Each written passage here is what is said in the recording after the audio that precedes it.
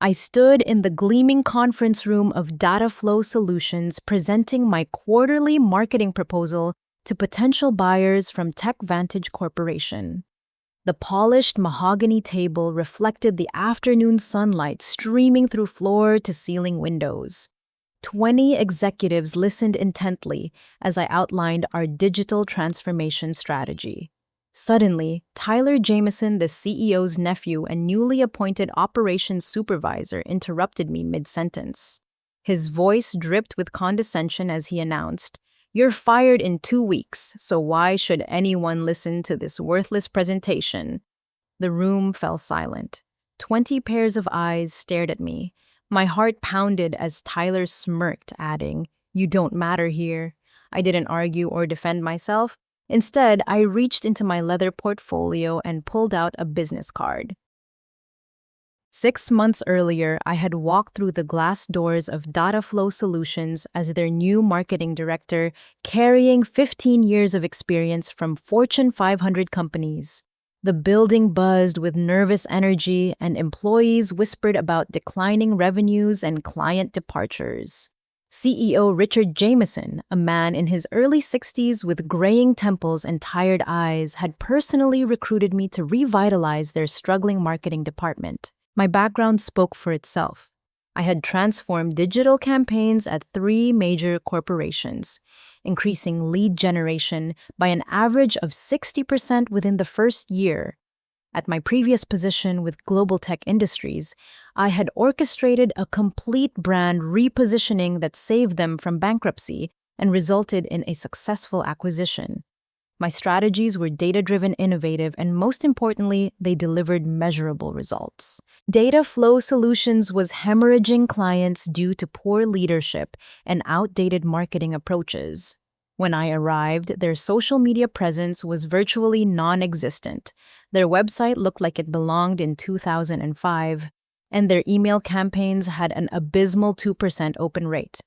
Within my first month, I implemented comprehensive digital strategies that modernized their entire approach to customer engagement. The transformation was remarkable. I redesigned their website with responsive layouts and search engine optimization that increased organic traffic by 300%. My social media campaigns created authentic engagement with their target demographic, generating qualified leads at a cost 70% lower than their previous methods. Email marketing became a powerful tool again, with open rates climbing to 28% through personalized content and strategic timing. By month 3, we had secured 12 new enterprise clients, each representing contracts worth between $50,000 and $200,000 annually. The company's reputation began stabilizing as satisfied customers left positive reviews and referred new business.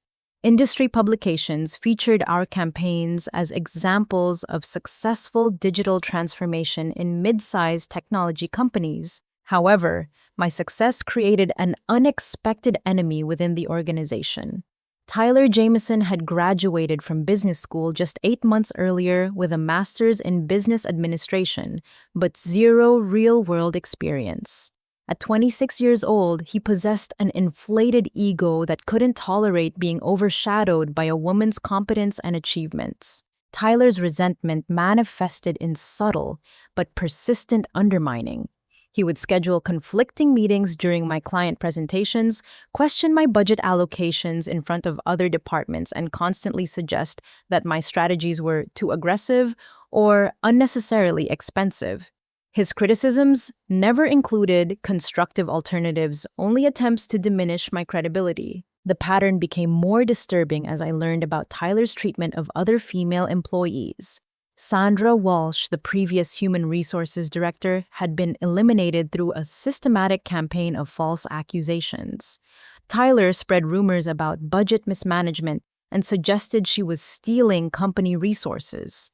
Despite her 12 years of exemplary service, Sandra was forced to resign when Tyler's fabricated evidence made her position untenable. Amy Rodriguez, a brilliant graphic designer with 7 years of experience, faced similar treatment. Tyler constantly rejected her creative work, assigned impossible deadlines, and then criticized her for missing them. He would approve designs privately, but publicly declare them inadequate, forcing Amy to work unpaid overtime to meet his ever-changing demands. Eventually, the stress and harassment became unbearable, and Amy left to freelance, taking her considerable talent elsewhere. I witnessed these injustices but initially focused on my own performance, believing that exceptional results would protect me from Tyler's toxic behavior. I documented every success, maintained detailed records of client feedback, and built strong relationships with key stakeholders. My naivety led me to assume that merit and professional competence would shield me from workplace politics. The current meeting with TechVantage Corporation represented the culmination of my efforts at Data Flow Solutions. Marcus Thompson, their CEO, had specifically requested this evaluation after learning about our marketing transformation through industry contacts.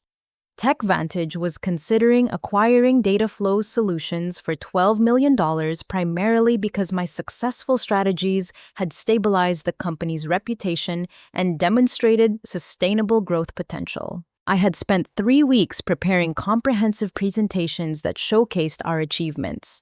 Financial projections illustrated how our marketing initiatives had increased company valuation by 40%. Client testimonials provided concrete evidence of satisfaction and loyalty. Market analysis demonstrated our competitive positioning and future growth opportunities. The TechVantage delegation included Marcus Thompson, their Chief Financial Officer, Patricia Williams, Head of Marketing Strategy, James Crawford, and 3 other senior executives. They had flown in from Seattle specifically to evaluate our marketing department's capabilities and determine whether Data Flow Solutions represented a sound investment opportunity. Tyler's interruption wasn't spontaneous or emotional. As the meeting progressed, I realized he had been planning this public humiliation for weeks. He had discovered the acquisition talks through his uncle's calendar and recognized that my value to the deal threatened his position within the company.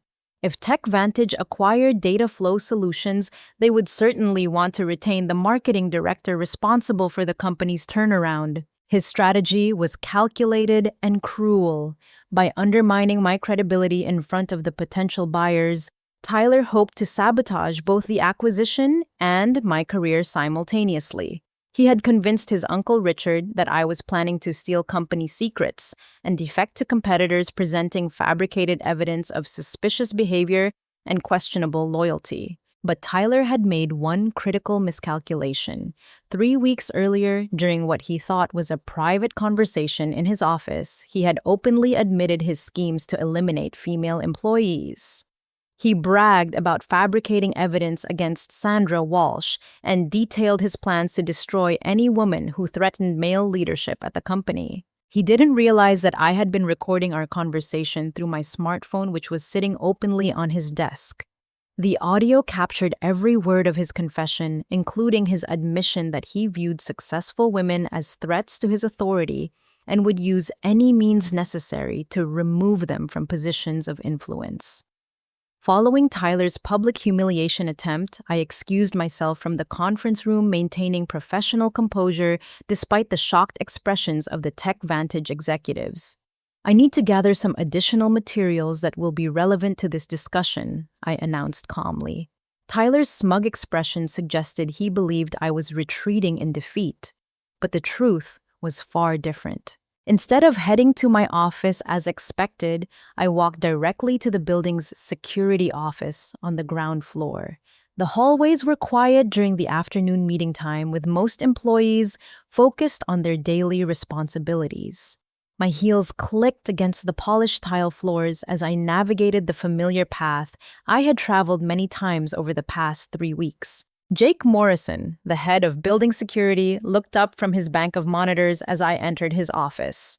At 52 years old, Jake was a former police detective who had retired after 25 years of service and taken this position to stay active while enjoying more regular hours. His experience in law enforcement had given him sharp instincts for recognizing suspicious behavior and patterns of misconduct. During my late-night work sessions preparing for the TechVantage presentation, Jake and I had developed a friendship based on mutual respect and shared observations about workplace dynamics. He often worked evening shifts to monitor the building when fewer people were around, and we had struck up conversations during my extended hours. Jake had noticed unusual patterns in Tyler's behavior that troubled his investigative instincts.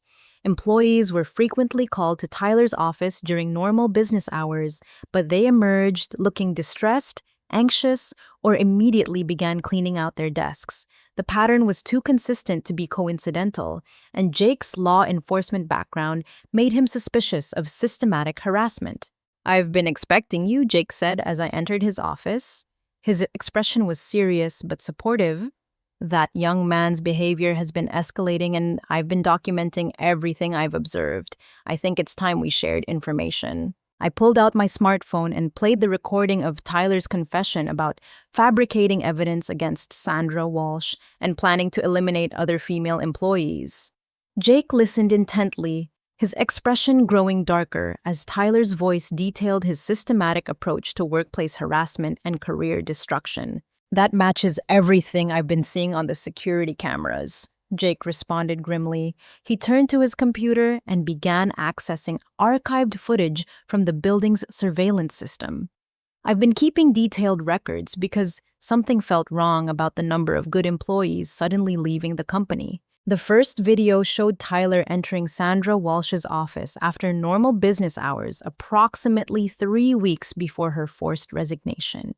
He spent 20 minutes inside her office, during which he planted personal items from his own desk to create the appearance that Sandra was stealing company property. A decorative pen set a small picture frame, and expensive office supplies were strategically placed in her drawers and filing cabinets. Additional footage revealed Tyler accessing Sandra's computer, using his administrative privileges to review her files and create suspicious browsing history. He had searched for competitor websites, job posting sites, and industry contacts to suggest that Sandra was planning to leave the company and potentially steal client information. The evidence against Amy Rodriguez was equally damning. Security cameras captured Tyler accessing her computer after hours and deliberately corrupting her design files before important client presentations. He would approve her creative concepts during private meetings but then sabotage the files to make her work appear unprofessional and incomplete when she presented to clients. Jake had also discovered Tyler's browsing history on company computers, which painted a disturbing picture of premeditated harassment. Tyler had researched topics including how to fire employees without cause in at-will states, creating hostile work environments to encourage resignation, and nepotism protection laws for family members in private companies. Most revealing were Tyler's email communications with external consultants who specialized in what they euphemistically called workforce optimization. These consultants provided strategies for eliminating employees without triggering lawsuits or unemployment claims. Their recommendations included systematic documentation of minor infractions, impossible performance standards, and psychological pressure techniques designed to force resignations. "There's something else you need to know," Jake said, his expression becoming even more serious. "Marcus Thompson from TechVantage contacted me personally about 3 weeks ago. He suspected something wasn't right here because your company's performance metrics didn't align with employee satisfaction reports he was receiving through industry channels." This revelation completely changed my understanding of the situation. Marcus Thompson hadn't just learned about data flow solutions through casual industry contacts. He had been conducting discrete intelligence gathering because anomalous patterns suggested internal problems that could affect an acquisition decision. Thompson had hired Jake's former partner, Detective Sarah Chen, who now worked as a private investigator specializing in corporate fraud and workplace harassment cases.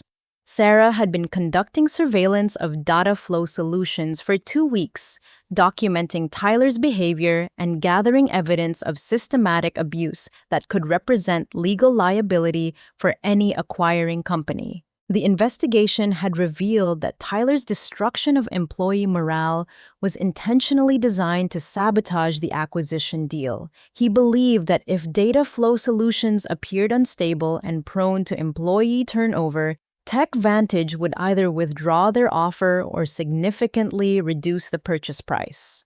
Tyler's ultimate goal was maintaining his position of authority within a smaller family-controlled company rather than being evaluated based on merit within a larger, more professional organization. Jake opened another file on his computer and showed me photographs that Sarah had taken of Tyler meeting with competitors of data flow solutions.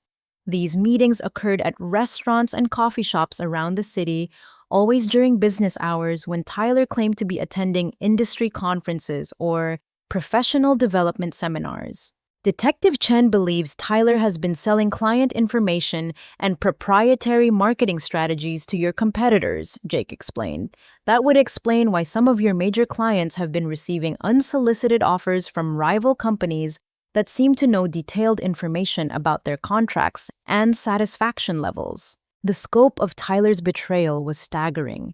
He wasn't just harassing female employees out of personal animosity or misogyny. He was systematically undermining the company's value and stability to maintain his own position of control, even if it meant destroying his uncle's life work and the livelihoods of dozens of innocent employees. But the most shocking revelation was still to come. Jake pulled up another file and showed me documentation that Detective Chen had discovered through public record searches. Marcus Thompson wasn't just the CEO of TechVantage Corporation seeking a business acquisition. He was also Sandra Walsh's younger brother who had been searching for evidence about his sister's mysterious departure from what seemed like a stable, successful career. Sandra had been too ashamed and defeated to tell her family the truth about Tyler's harassment campaign.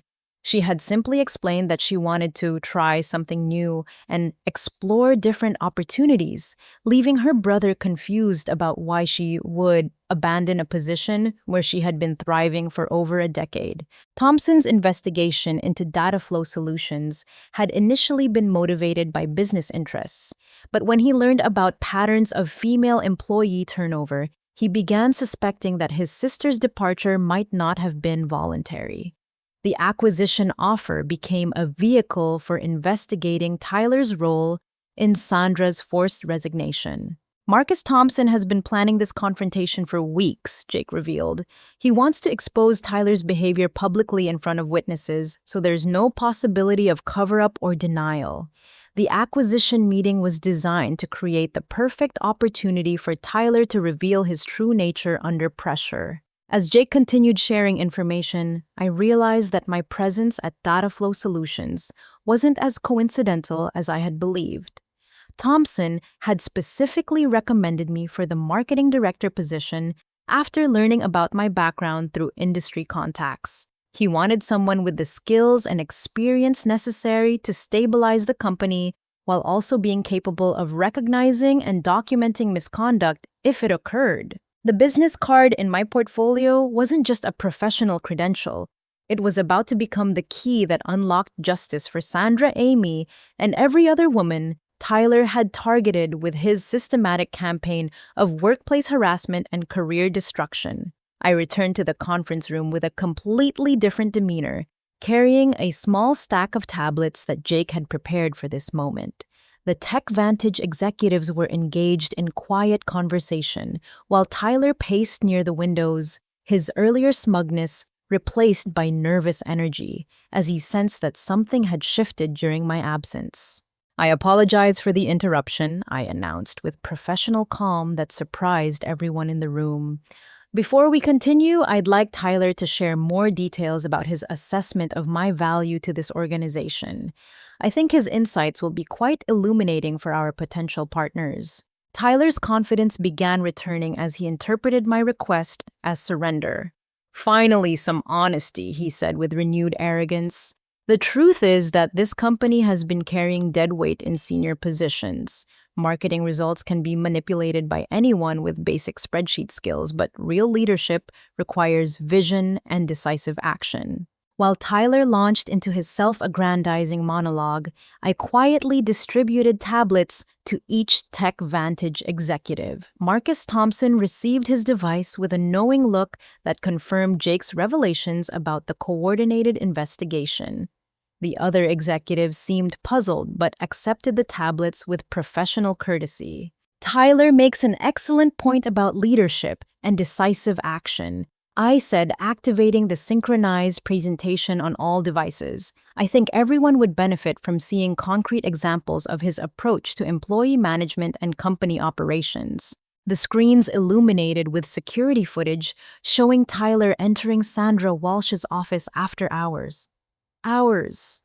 The timestamp clearly indicated that Tyler was supposed to be attending a client meeting in another city, yet the cameras captured him systematically planting evidence in Sandra's desk drawers and filing cabinets. Tyler's pacing stopped abruptly as he realized what was happening. His face drained of color as the footage continued, showing him accessing Sandra's computer and creating the false browsing history that would later be used to justify her termination. "This is fabricated," Tyler stammered, but his protest lacked conviction.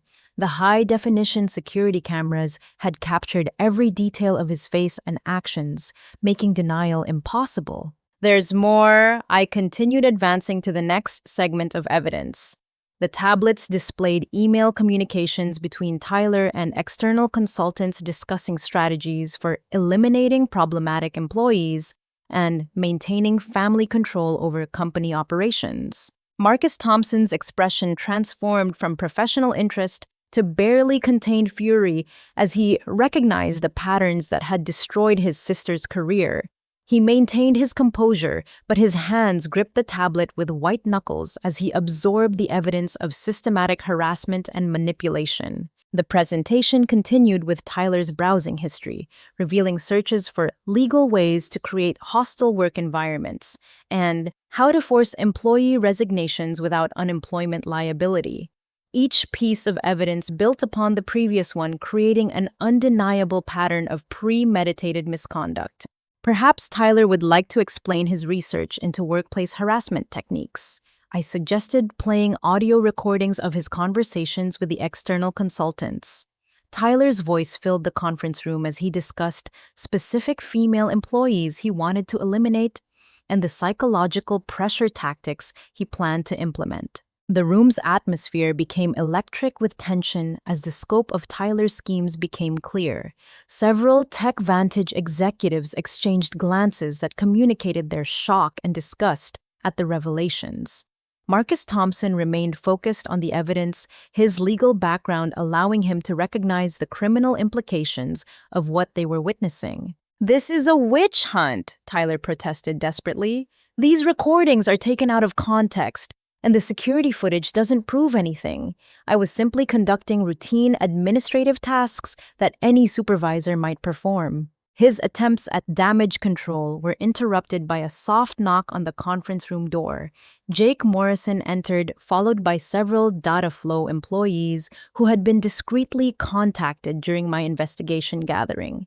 Their timing was perfect, as Tyler's defenses were crumbling under the weight of evidence. Jennifer Chen, the current graphic designer who had replaced Amy Rodriguez, carried a folder containing printed emails that documented Tyler's pattern of demanding unpaid overtime while taking credit for her creative work. Her hands trembled slightly as she approached the table, but her voice was steady as she spoke. "I've been afraid to report Tyler's behavior because I couldn't afford to lose this job," Jennifer said, her courage growing as she realized she wasn't alone. "But watching what happened to Amy Rodriguez taught me that staying silent only enables his abuse to continue." David Park from the sales department joined the group, presenting documentation of Tyler's theft of client contacts and deliberate sabotage of commission structures. "Tyler has been redirecting my established client relationships to sales representatives who provide him with kickbacks," David explained. "I've lost approximately $30,000 in commissions over the past 6 months because of his interference." Additional employees continued entering the conference room, each carrying evidence of Tyler's misconduct that they had been afraid to report individually. The sheer number of victims demonstrated that Tyler's harassment wasn't limited to high-profile female employees, but extended to anyone he perceived as threatening his authority or useful for his personal profit. Lisa Rodriguez, a financial analyst, revealed that Tyler had been pressuring her to manipulate quarterly reports to hide budget discrepancies caused by his embezzlement schemes. He told me that questioning his directions would result in immediate termination and negative references that would destroy my career in finance, she explained. Michael Torres from the IT department brought evidence that Tyler had been using his administrative access to monitor employee emails and delete communications that could expose his misconduct. He forced me to install surveillance software that violated company privacy policies and potentially federal laws, Michael testified. The conference room was now filled with employees whose individual experiences of harassment and abuse painted a comprehensive picture of Tyler's systematic campaign to control and exploit his coworkers. Each testimony corroborated and expanded upon the evidence I had gathered, creating an overwhelming case for both criminal prosecution and civil liability. Tyler's final desperate gambit involved appealing to family loyalty. "Uncle Richard will protect me because blood is thicker than corporate politics," he declared with false bravado. "These disgruntled employees are just trying to destroy our family business out of jealousy and resentment." This miscalculation proved to be Tyler's ultimate downfall. Richard Jameson had been listening to the testimonies with growing horror and shame as he realized how his negligent oversight had enabled his nephew's crimes. The revelation that Tyler's actions had put the entire company at risk of bankruptcy and legal liability was the final blow to any family loyalty he might have felt. "Tyler James Jameson, you are terminated immediately," Richard announced with quiet dignity. "Security will escort you from the building and you are no longer welcome on company property. I will personally ensure that law enforcement receives complete cooperation in any investigation of your criminal behavior." Tyler's world collapsed in that moment as he realized that his protection had evaporated and his schemes had been exposed in front of witnesses who could testify against him.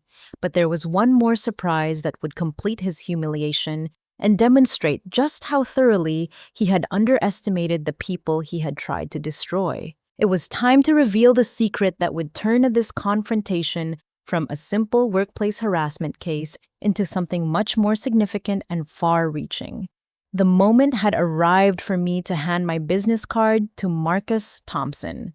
As I approached him across the polished conference table, Tyler watched with confusion and growing dread. The other TechVantage executives leaned forward with curiosity, sensing that this gesture held significance beyond a simple professional introduction. Marcus accepted the card with the gravity of someone who understood its importance. As his eyes scanned the text, his serious expression gradually broke into a smile, then genuine laughter that filled the previously tense atmosphere with an energy of discovery and vindication. "Ladies and gentlemen," Marcus announced, holding up the card for others to see, "I'd like you to meet Mildred Watson Juris, Doctor Senior Partner at Watson and Associates Employment Law and licensed private investigator specializing in workplace harassment and corporate fraud cases." The silence that followed was profound and electric. Tyler's face went completely white as the implications crashed over him like a tsunami. The employees who had just testified looked stunned, realizing they had been working alongside one of the most respected employment attorneys in the state without knowing her true identity. "Watson and Associates is one of the most prestigious employment law firms in the region," I explained to the room. "We specialize in complex workplace harassment cases, corporate fraud investigations, and systematic abuse patterns that violate federal employment laws. I didn't come to Data Flow Solutions as a marketing director seeking career advancement. I came here as an undercover investigator, hired by a group of former employees who suspected criminal misconduct but lacked the evidence necessary for prosecution." Richard Jameson sank into his chair as he processed this revelation. His company hadn't just hired an experienced marketing professional. They had unknowingly brought in a legal specialist whose expertise was specifically designed to identify and document the exact crimes his nephew had been committing. Sandra Walsh, Amy Rodriguez, and 12 other former female employees pooled their resources to hire our firm after discovering similar patterns in their terminations. I continued. They suspected systematic harassment but needed concrete evidence that would hold up in criminal court and civil proceedings. The decision to go undercover had been mine personally. While Watson and Associates typically worked with existing evidence and witness testimony, Tyler's schemes were so sophisticated and well-concealed that traditional investigative methods weren't sufficient. Someone needed to gain his trust and document his criminal behavior from the inside. My legitimate marketing expertise had made the cover identity perfect. I could perform the job competently while conducting the investigation, ensuring that my presence wouldn't harm the innocent employees or damage the company unnecessarily. The remarkable results I achieved were genuine, not fabricated for the sake of maintaining cover. Every strategy I implemented, every campaign I developed, and every success we achieved was real, I assured the TechVantage executives.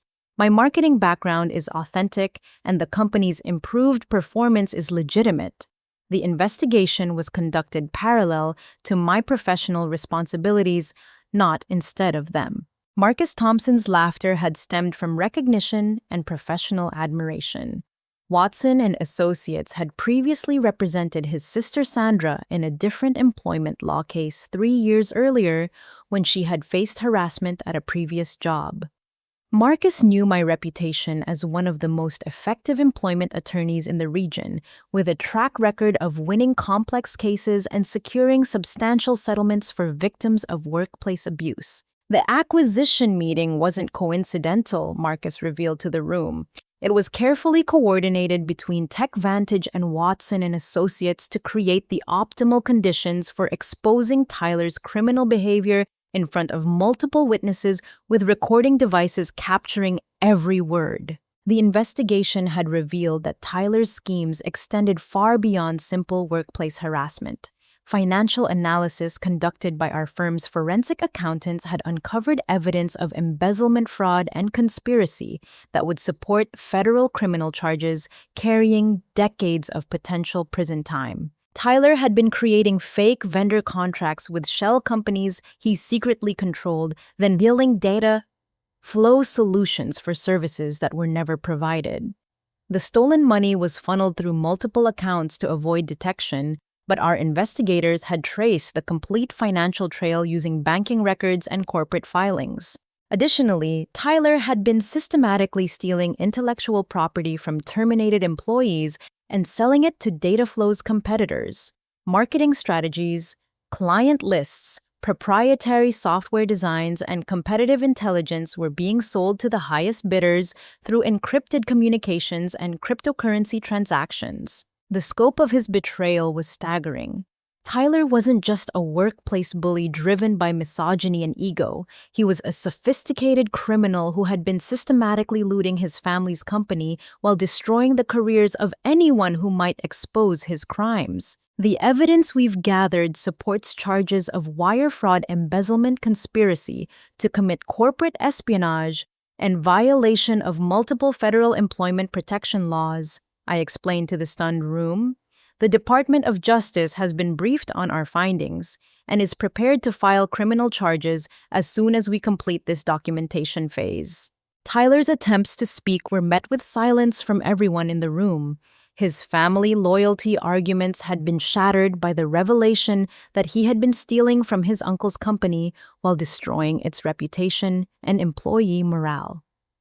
His claims of targeting successful women had been exposed as part of a larger criminal enterprise designed to eliminate anyone who might interfere with his embezzlement schemes. The most serious charges relate to racketeering violations. I continued delivering the final blow to Tyler's remaining composure. We've discovered that Tyler has been coordinating with similar individuals at other companies, sharing strategies for eliminating female employees and stealing their work product. This evidence supports federal conspiracy charges that carry enhanced penalties under organized crime statutes. The network Tyler had unknowingly exposed included toxic managers at 6 other companies who had been implementing similar harassment and theft schemes.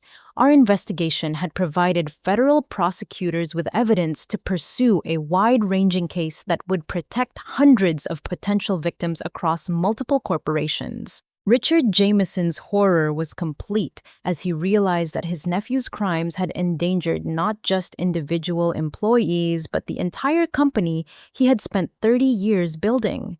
The potential liability from lawsuits, criminal restitution, and regulatory penalties could have resulted in bankruptcy and the loss of every job at Data Flow Solutions.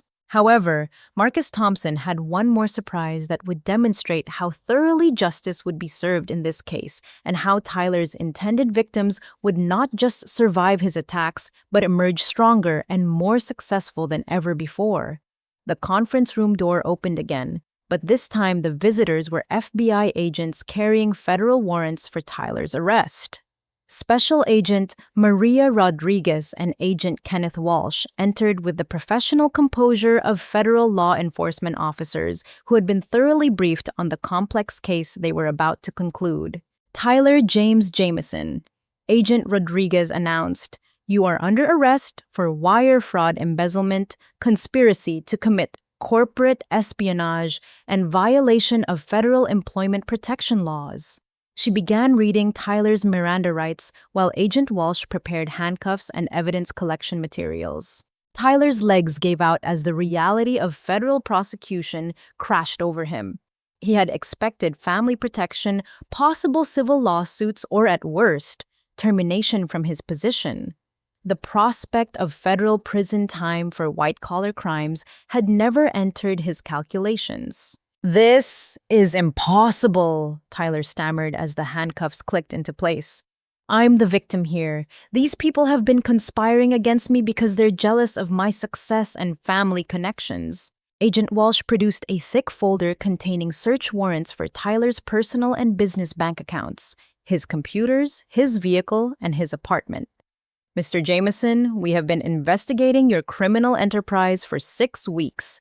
Based on evidence provided by Watson and Associates. Your financial records show embezzlement of over $400,000 from Data Flow Solutions through fraudulent vendor contracts. The amount was higher than even I had estimated. Tyler's theft had been more systematic and extensive than our initial investigation had revealed. The FBI's Financial Crimes Unit had traced additional accounts and discovered that Tyler's embezzlement had been ongoing for over 18 months, not just the 6 months we had documented." Agent Rodriguez continued explaining the charges while preparing to escort Tyler from the building. "Your communications with co-conspirators at other companies provide evidence of a racketeering conspiracy that affected multiple corporations across 3 states. The Justice Department is treating this as an organized criminal enterprise with enhanced federal penalties." Richard Jameson watched his nephew's arrest with a mixture of shame, anger, and relief.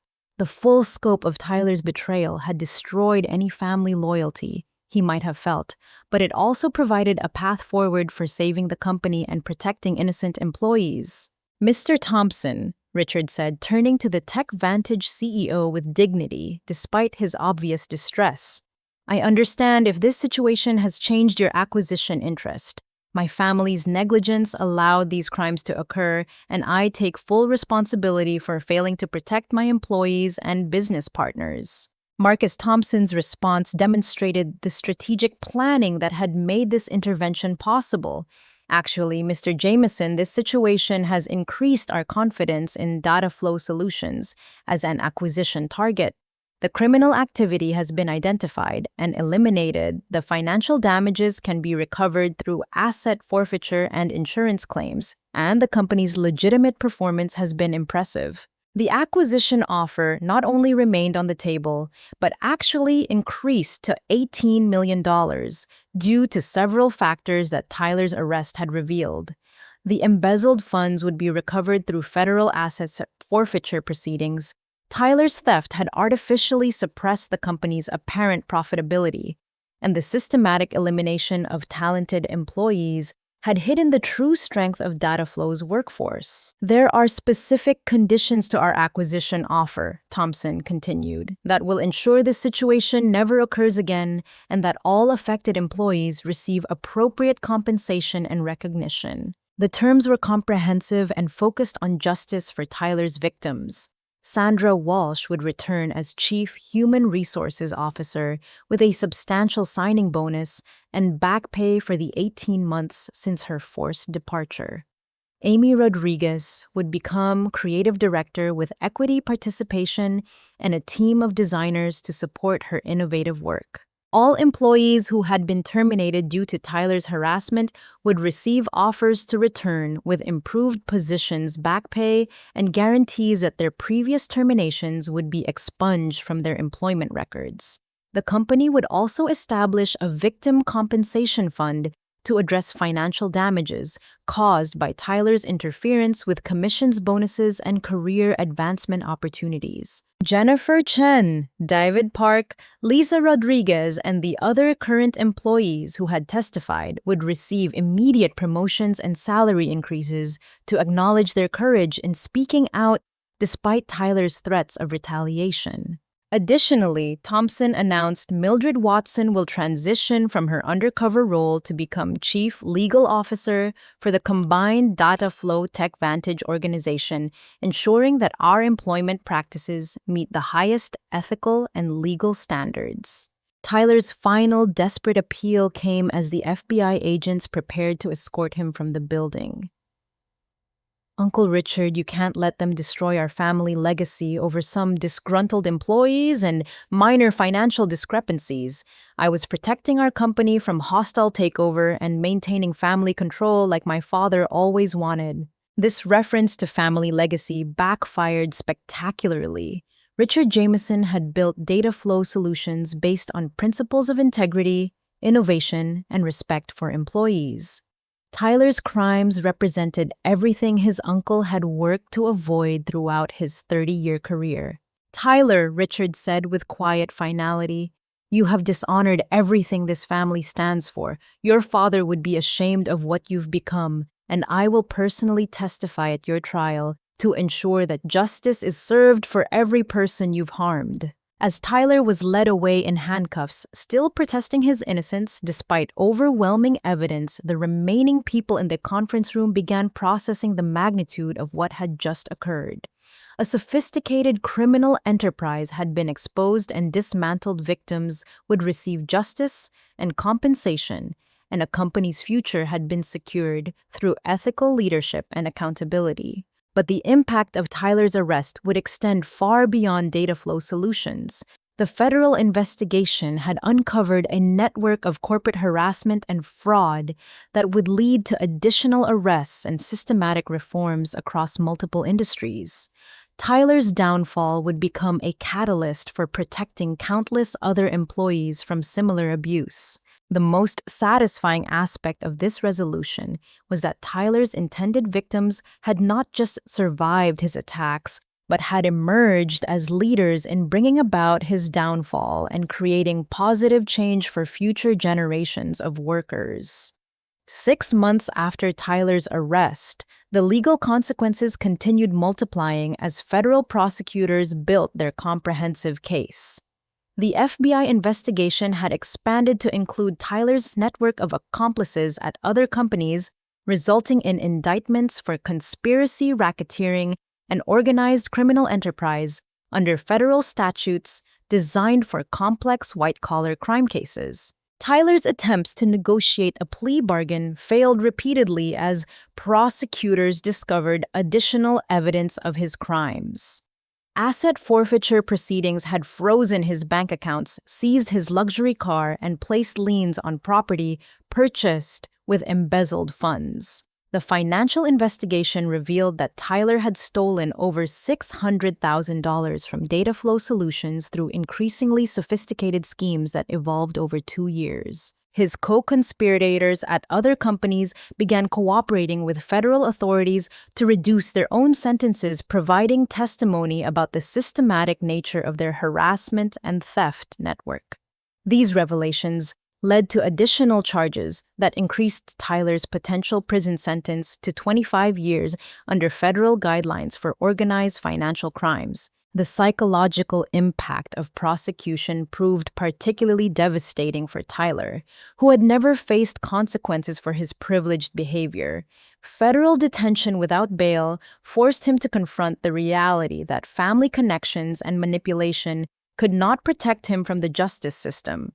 His attempts to blame his victims and deny responsibility only strengthened the prosecution's case about his character and likelihood of future criminal behavior. Meanwhile, Richard Jameson underwent a profound personal transformation as he recognized how his negligent oversight had enabled his nephew's crimes.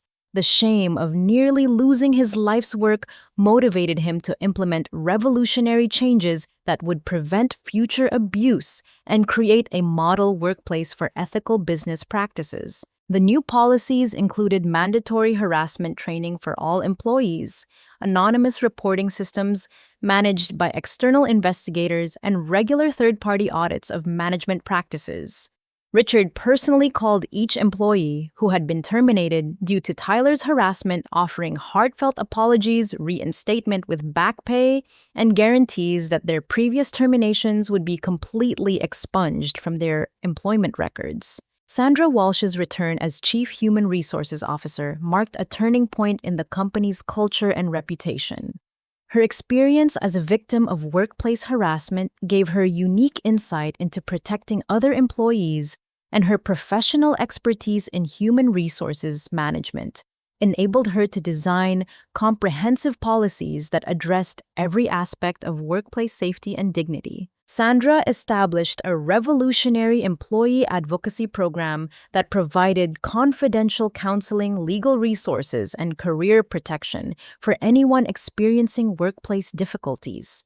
The program became a model that other companies began adopting after learning about its effectiveness in preventing harassment and improving employee satisfaction. Amy Rodriguez's return as creative director led to immediate improvements in the company's marketing materials and brand identity. Her artistic vision, no longer constrained by Tyler's interference and theft, flourished in an environment that valued creativity and innovation. The design team she assembled included Jennifer Chen and other talented professionals who had been undervalued under Tyler's toxic leadership. Amy's first major project involved rebranding the merged Data Flow Tech Vantage organization with visual identity that reflected their commitment to ethical business practices and employee empowerment. The campaign won multiple industry awards and attracted positive media attention that helped establish the company's reputation as a leader in corporate responsibility. The merged company's success exceeded all projections as employee morale and productivity soared under ethical leadership.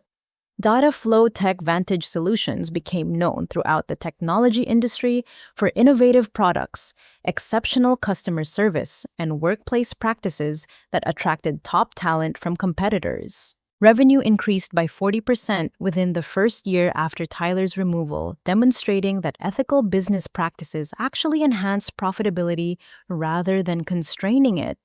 The company's reputation for integrity led to new client relationships and strategic partnerships that would have been impossible under Tyler's corrupt leadership.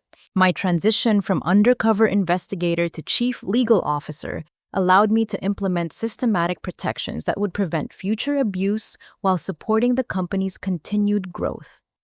Watson and Associates expanded our undercover investigation services based on the success of the data flow case, helping dozens of other companies identify and eliminate toxic management practices before they could cause serious harm. The broader impact extended throughout the technology industry as news of Tyler's prosecution spread among business leaders and human resources professionals. Companies began implementing more rigorous background checks for family members in management positions, recognizing that nepotism without accountability created conditions for abuse and criminal behavior. Federal legislation inspired by Tyler's case, unofficially known as the Tyler-Jameson Act, required companies to implement independent reporting systems for harassment complaints, and mandated criminal prosecution referrals for management fraud related to employee abuse.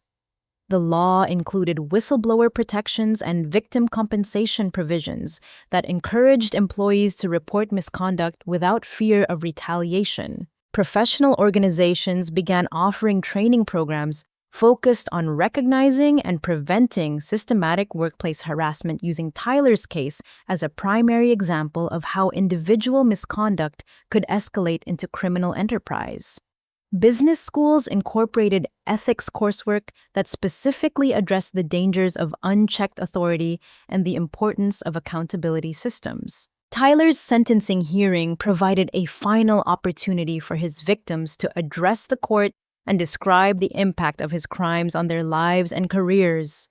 Sandra Walsh's testimony about the shame and financial hardship caused by his harassment campaign moved many observers to tears and helped ensure that justice would be fully served. The federal judge imposed an 18-year prison sentence followed by 5 years of supervised release, during which Tyler would be prohibited from holding any management position or having access to employee records.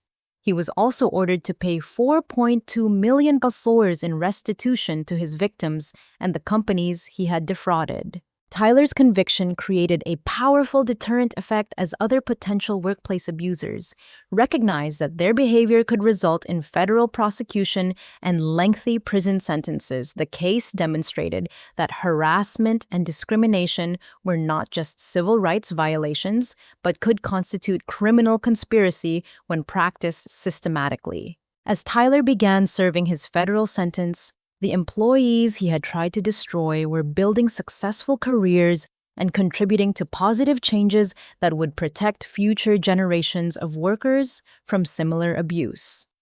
2 years have passed since that pivotal moment in the Data Flow Solutions conference room, and the ripple effects of Tyler's downfall continue expanding throughout American business culture.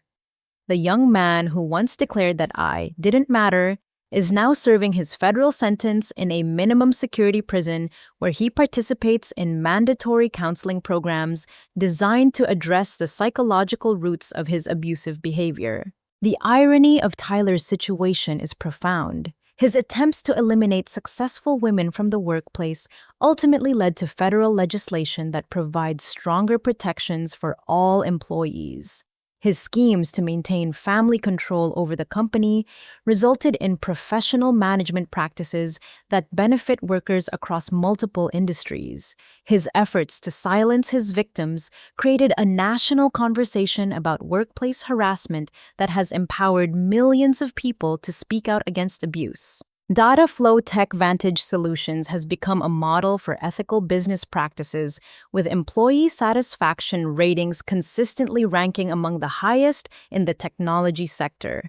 The company's success demonstrates conclusively that treating workers with respect and dignity actually increases profitability, innovation, and long-term sustainability. Richard Jameson, now in his mid-60s, has dedicated his remaining career years to mentoring young business leaders about the importance of accountability and ethical management practices. He frequently speaks at conferences and business schools about the dangers of nepotism without oversight and the catastrophic consequences that can result from enabling toxic behavior within family enterprises. His transformation from enabler to advocate has been remarkable to witness. Richard's willingness to accept responsibility for his nephew's crimes and implement systematic changes to prevent future abuse has earned him respect throughout the business community. He often says that losing his nephew to federal prison was painful, but discovering his nephew's true character was a blessing that allowed him to protect innocent employees and preserve his company's integrity. Sandra Walsh has rebuilt her career beyond her previous achievements, becoming one of the most sought-after experts on workplace harassment prevention in the United States. Her consulting firm helps companies develop comprehensive policies and training programs that address both individual misconduct and systematic abuse patterns. Sandra's speaking engagements at conferences and corporate events focus on the importance of believing victims, investigating complaints thoroughly, and creating workplace cultures where abuse cannot flourish. Her personal experience with Tyler's harassment campaign gives her credibility and authenticity that resonates powerfully with audiences across different industries. Amy Rodriguez's creative team has won numerous industry awards for innovative design work that reflects the company's commitment to ethical business practices. Her success demonstrates how much talent and potential had been wasted under Tyler's oppressive leadership. The marketing campaigns she develops consistently outperform industry benchmarks and attract positive media attention that enhances the company's reputation. Amy often speaks about the importance of supporting colleagues who face harassment, emphasizing that silence enables abuse while collective action creates change. Her experience taught her that individual resistance against systematic oppression requires community support and professional allies willing to take risks for justice. The other employees who testified against Tyler have all advanced in their careers, benefiting from the ethical leadership and merit-based advancement opportunities that replaced Tyler's toxic management style. Jennifer Chen now leads the graphic design department, David Park manages the expanded sales division, and Lisa Rodriguez oversees financial compliance for the merged organization. Their courage in speaking out despite Tyler's threats of retaliation inspired policy changes that protect other employees from similar intimidation. Anonymous reporting systems, independent investigations, and whistleblower protections ensure that future misconduct will be addressed promptly before it can escalate into criminal behavior. Watson and Associates has expanded our undercover investigation services based on the success of the data flow case, and we have identified and eliminated toxic managers at over 40 companies across 15 states. Our work has prevented hundreds of wrongful terminations, recovered millions of dollars in stolen wages and benefits, and helped establish workplace cultures based on respect and professional competence. The federal legislation inspired by Tyler's case has been implemented in 37 states, providing enhanced protections for workers and stronger penalties for management misconduct. The law requires companies to maintain independent reporting systems for harassment complaints and mandates criminal prosecution referrals when evidence suggests systematic abuse or financial crimes. Professional organizations have developed training programs that use Tyler's case as an example of how individual prejudice can evolve into criminal enterprise when left unchecked. Business schools now include mandatory coursework on ethical leadership and the legal responsibilities of managers to protect employees from harassment and discrimination. Tyler's conviction has created a powerful deterrent effect throughout American business culture. Managers who might have previously engaged in harassment or discrimination now understand that their behavior could result in federal prosecution and lengthy prison sentences. The case demonstrated that workplace abuse is not just a human resources issue, but can constitute criminal conspiracy under federal law. The most profound lesson from this experience is that systematic abuse always contains the seeds of its own destruction. Bullies like Tyler may achieve short-term victories through intimidation and manipulation, but their inability to build genuine relationships or inspire loyalty ultimately guarantees their downfall when their victims find the courage and resources to fight back systematically. Tyler's greatest miscalculation was underestimating the intelligence, determination, and resilience of the women he targeted for destruction. Sandra Walsh's professional network provided the resources necessary to hire expert legal representation. Amy Rodriguez's documentation of Tyler's harassment created crucial evidence for prosecution. My legal expertise and investigative experience ensured that his crimes would be thoroughly exposed and properly prosecuted. The collaborative effort that brought Tyler to justice illustrates the power of collective action against individual oppression. No single person could have defeated Tyler's schemes alone. But our combined resources, skills, and determination created an unstoppable force for accountability and positive change. For anyone currently facing workplace harassment or abuse, Tyler's story provides both hope and practical guidance. Document everything. Build alliances with colleagues, seek professional legal advice, and remember that bullies depend on silence and isolation to maintain their power. When victims organize and fight back intelligently, they can transform entire systems and protect future generations from similar harm. The business card I handed to Marcus Thompson that day represented more than professional credentials or legal expertise. It symbolized the hidden strength that exists within every person who refuses to accept injustice and commits themselves to fighting for positive change. Sometimes the most powerful weapon against oppression is simply the courage to reveal the truth. Tyler once declared that I didn't matter, but his federal conviction proves otherwise. Every person matters, every voice has value, and every act of courage against injustice creates ripple effects that extend far beyond individual circumstances. True leadership comes not from destroying others, but from building environments where everyone can succeed and contribute their unique talents to shared goals. The most satisfying aspect of this experience is knowing that Tyler's intended legacy of fear and oppression has been replaced by positive changes that will protect workers for generations to come. His schemes to maintain power through harassment and intimidation ultimately created stronger protections for the very people he sought to silence. Justice may sometimes be delayed, but when good people organize and fight back with intelligence and determination, they can achieve victories that transform entire systems and create lasting change.